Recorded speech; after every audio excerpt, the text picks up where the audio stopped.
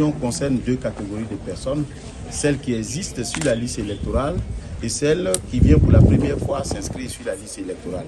Celles qui existent sur la liste électorale, ce sont ceux-là qui, soit ils viennent solliciter l'intervention de la commission électorale pour changer des lieux, soit ils viennent pour actualiser leurs données personnelles.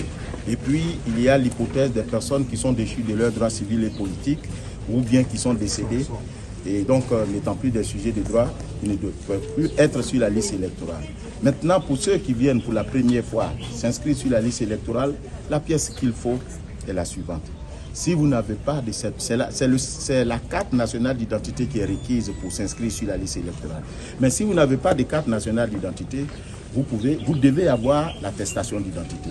Si vous n'avez pas d'attestation d'identité, vous devez avoir le récépissé de l'ONESI, à l'effet, enfin, ce récépissé qui atteste que vous avez fait une demande de carte nationale d'identité. Mais si vous n'avez ni carte nationale d'identité, ni attestation d'identité, ni récépissé, vous pouvez vous munir d'un certificat de nationalité pour venir vous inscrire. Toutes ces facilités sont convenues avec le gouvernement pour permettre à la population de venir s'inscrire massivement sur la liste électorale. Parce que c'est l'inscription sur la liste électorale qui confère la qualité d'électeur, laquelle qualité vous permet de participer au vote. Et ce vote vous permet de choisir celui que vous voulez voir à la tête de vos circonscriptions ou à la tête de la nation. Monsieur, c'est ce message-là qu'on voudrait lancer.